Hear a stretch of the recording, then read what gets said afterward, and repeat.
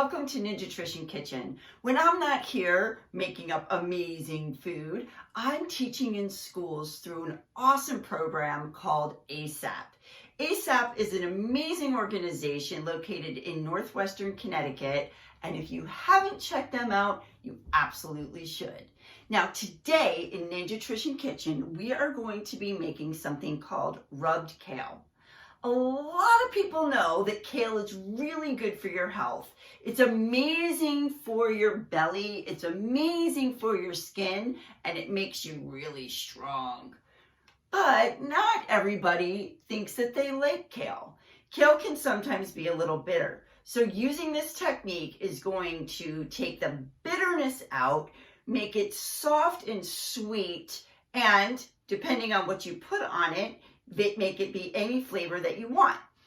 For this recipe, I'm keeping it super simple, and all I'm going to use is some Himalayan salt. You can use any salt you'd like.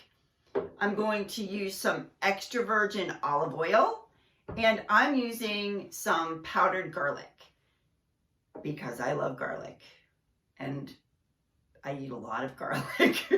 And of course we need kale. Kale comes in many different varieties. The most common is this curly kale that I have here. It also comes in what's called dinosaur kale or Italian kale, and that's the flat kale with kind of bumps on it. And it also comes in purple, which I love purple. But today we're just going to use curly kale. Now, before we get started, the number one thing that every nutrition ninja knows that they must bring to the kitchen are clean hands. So if you haven't gone and washed your hands yet, take a break, put the video on pause, and go make sure you wash your hands. Welcome back. All right, now that we have clean hands, the next thing we're going to do is prepare our kale. I'm going to slide this over. All right, so to prepare the kale, it's crazy easy, and we do not need a knife. All we're going to do is, you can see right here, is the spine of the kale. And we're going to use our fingers and we're going to pinch that at the top. And we're going to pull straight down and take all the green part off of that spine. I'm going to do that on the other side. Do you hear that cool noise? Let's do another one. It's really kind of cool. All right, you ready? Here we go. Listen.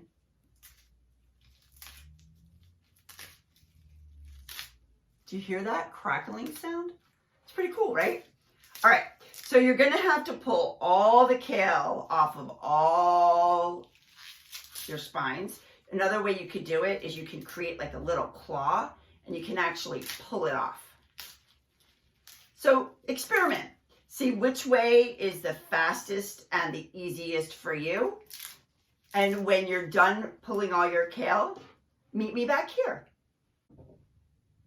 All right, now that you've got all the kale off of all of your spines, almost all of your kale off all of your spines, we're going to take that and discard it. If you do juices, you can still juice those spines and it'll be really, really good in a morning smoothie.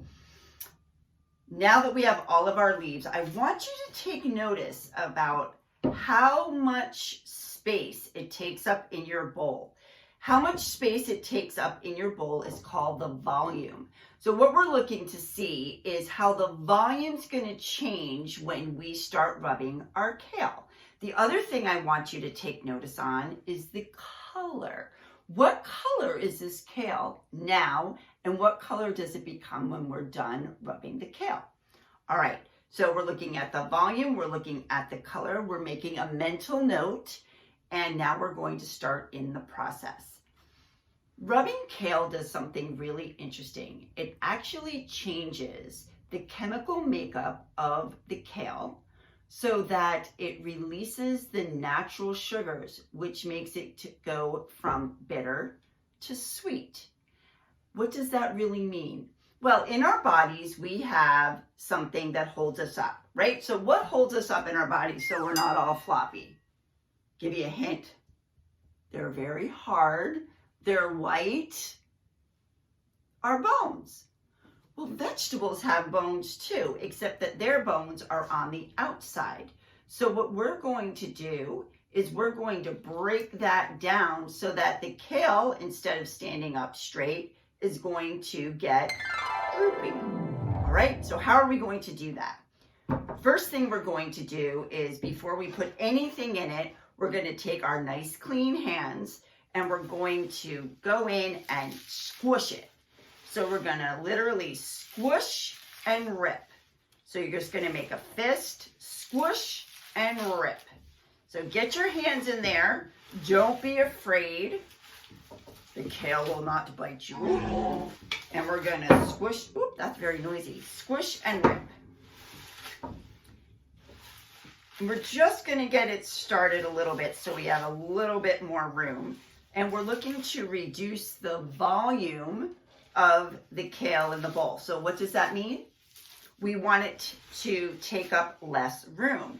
And by breaking it down a little bit, we're going to reduce how much space it takes up in the bowl.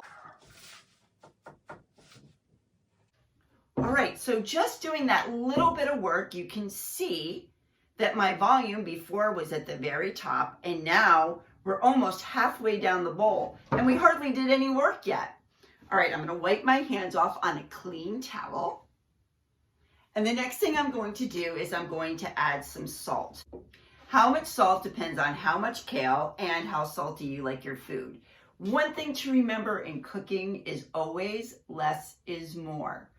If we start out with a little bit and we taste it and it's perfect, great. If it needs more, we always can add more. But if we do a lot in the beginning, then it's too salty or too whatever-y, and we can't add any more, and it's very hard to take it away, right? Once we've got it all into our recipe. So less is more to start. So I'm just gonna do a couple cranks. If you have a salt shaker, just do a couple shakes. The next thing we're going to add is our olive oil. So this olive oil comes with a really cool thing that makes me able, that's not proper English, that allows me to control the flow of the olive oil. So I'm going to put in just about 2 tablespoons of oil per, so it's 1 tablespoon per cup of oil, 1 tablespoon per cup of kale. So for every 1 cup of kale, you're going to have 1 tablespoon of oil. That was hard to get out. And so I have about 3 cups to 2 to 3 cups in here. So I put about a little over 2 tablespoons of oil. Again, less is more. I can always add more if I want to. All right, so now I'm going to take my clean hands and I'm going to get in there. And this time I'm going to work a little bit harder. So I'm going to squish and rip, squish and rip. And you're just going to keep on working that until it takes up even less room or less volume in your bowl. And you're really going to use those muscles in your hands. This is a great way to work on fine and gross motor skills. It's a great way to build up hand strength, forearm strength, and if you've got some music, you could do a little dance as well. I don't have music and I won't sing. You're welcome. But to keep on working that kale, keep on working. So if you want to turn off the video, and then when you're done, you can turn back on the video, okay? All right, I just went and washed my hands. So now I want to take a peek inside our bowl. Do you remember when we first looked at the kale, what color it was? When you take a look now, is it lighter or darker? It's darker, right? Yeah, so when we're working the kale and we're getting it nice and soft, we're also changing the color because we're changing the chemical makeup. What's being released? Does anybody know what that's called? Chlorophyll. So the chlorophyll is being released and it's making that color a little bit richer and deeper. So that's how we know that we're doing a good job. Now the next thing you want to do is taste it. You want to taste it for saltiness. You want to taste it for oiliness. And you also want to test the texture.